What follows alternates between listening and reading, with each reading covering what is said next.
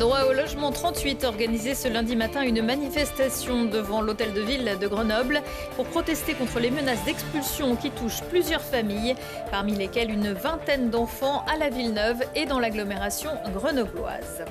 GF38 en Ligue 2, FCG en Pro D2 et Brûleurs de Loup en Ligue Magnus. Retour sur les résultats sportifs du week-end des principales équipes grenobloises, comme à l'école des fans. Et pour une fois, tout le monde a gagné ce week-end.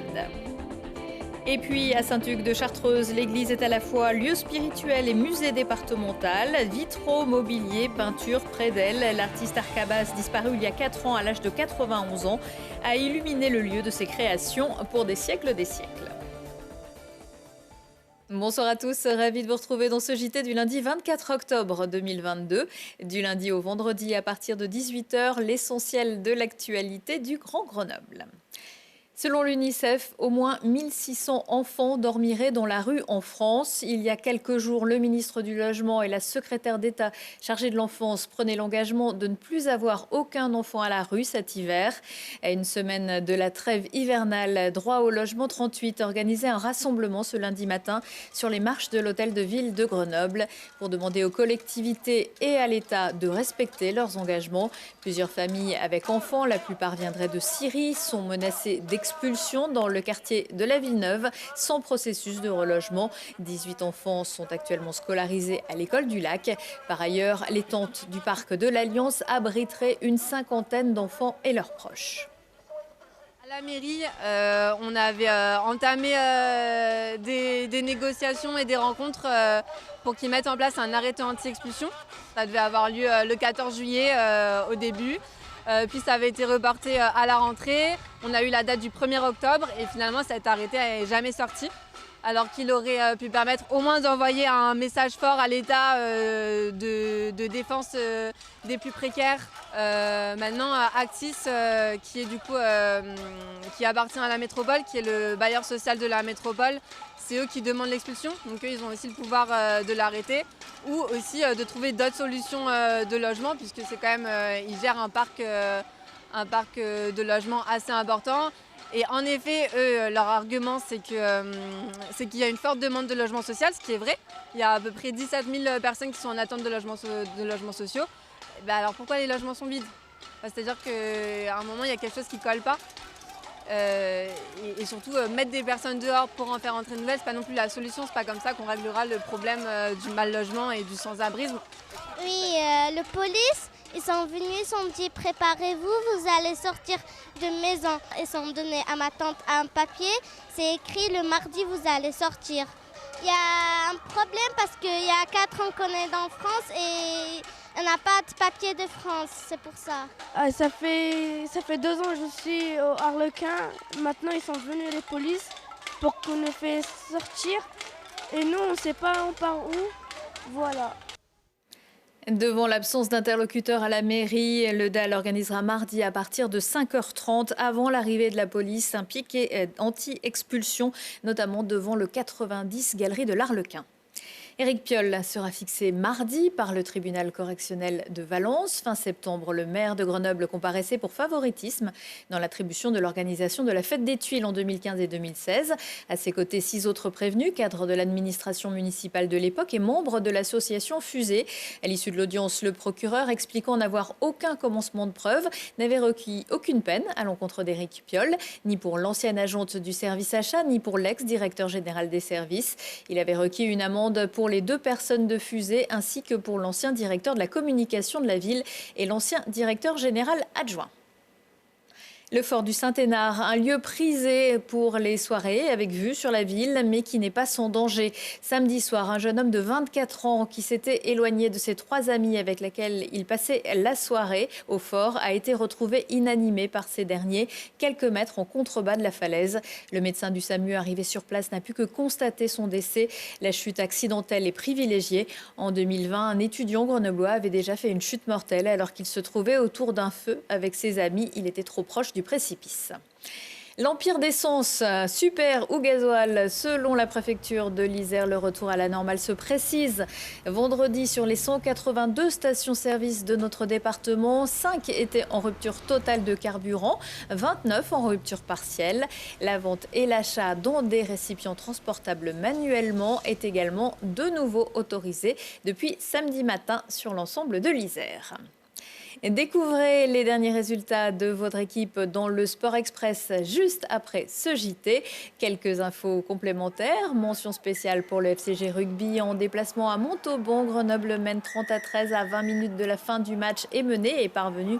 Grenoble a marqué 3 essais transformés dans le temps restant. Grenoble s'impose donc 34-33 et revient dans le top 5 de Pro D2. Le GF 38, lui, rentre dans le top 5 de Ligue 2. Les footballeurs grenoblois signe une 3e victoire d'affilée. Cette fois, c'est Valenciennes qui s'incline d'1 point en fin de match au Stade des Alpes. Le GF 38 est 5e donc de Ligue 2. Et puis, pour rentrer dans le rang après leur défaite de vendredi à Rouen, les Brûleurs de Loup ont gagné dimanche à Angers au tir au but. Score final 4-3. Les Brûleurs reçoivent Bordeaux demain mardi à Pôle Sud à 20h15. Après le sport, le réconfort pour une retraite spirituelle et culturelle, direction à présent Saint-Hugues de Chartreuse. Au cœur du massif forestier, la petite église abrite un musée dédié à l'un des spécialistes de l'art religieux du XXe siècle, Arcabas, alias Jean-Marie Pirot, décédé en 2018. Son œuvre figurative et hautement colorée lui avait valu le surnom de peintre de la foi heureuse. Charlotte Faulkner. Cette église, c'est l'œuvre d'une vie, celle d'Arcabas, une œuvre à laquelle l'artiste a consacré plus de 30 ans de son existence. Peinture, sculpture, vitraux, Arcabas a repensé et imaginé ces lieux dans les moindres détails, une église qu'il a d'abord cherchée pendant de nombreuses années. Donc l'aventure Arcabas commence dans les années 50. Arcabas est un jeune professeur de l'école des beaux-arts de Grenoble et il a pour ambition de décorer entièrement une église. Et il a la chance de rencontrer l'abbé Truffaut, le curé de Saint-Hugues, qui lui fait confiance et lui confie les clés de cette église. Et c'est à partir de ce moment-là, avec l'accord du maire de Saint-Pierre et de l'évêque de Grenoble, qu'il va démarrer cette aventure. Arcabas a fait de l'église de Saint-Hugues en Chartreuse un lieu lumineux et coloré. Avec sa vision, il a également redessiné l'architecture de l'édifice en peignant les arceaux de couleur ocre avec un fond blanc sur les murs et le plafond.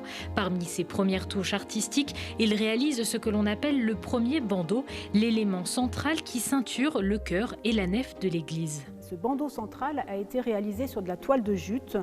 Il y en a en tout 144 mètres carrés et c'est un matériau qu'il a utilisé parce qu'à l'époque il n'avait pas beaucoup d'argent et qu'il prenait toute cette réalisation à ses frais.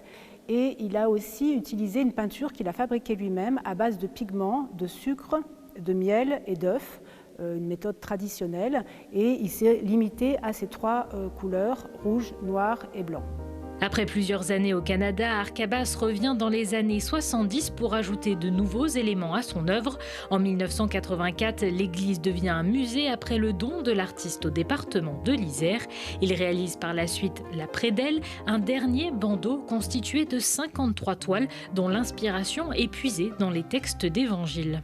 Ce qui frappe avec Arcabas, c'est la liberté avec laquelle il a réaliser toute cette œuvre, liberté d'interprétation des textes religieux, mais aussi une grande liberté dans son style figuratif, abstrait, des choses très dessinées, d'autres beaucoup plus enlevées comme ça.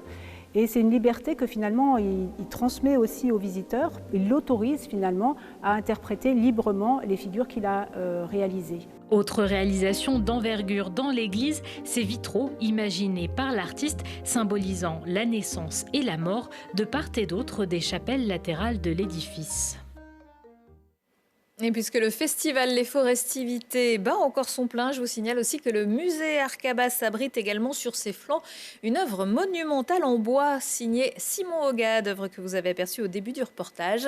Fondement, c'est une installation créée dans le cadre de l'appel de la forêt en Isère. Dans l'agenda également, un grand écran pour petits spectateurs. Voir des films en taille XL et partager des émotions dans une salle obscure, ça n'a pas de prix. Qui dit vacances d'automne dit festival du film pour enfants. Jusqu'au 2 novembre, pas moins de 44 films à l'Espace Aragon à Villers-Bonneau et au Jeu de Paume à Visil. 250 séances et 5 avant-premières pour les petits à partir de 3 ans et sans limite d'âge. En marge des projections, de nombreuses animations et ateliers révèlent les coulisses du 7e art, avec même un escape game et bien sûr des goûters. C'est la fin de ce JT. Retour de l'actu dans 1 heure et en replay sur télégrenoble.net. Je vous souhaite à tous une excellente soirée.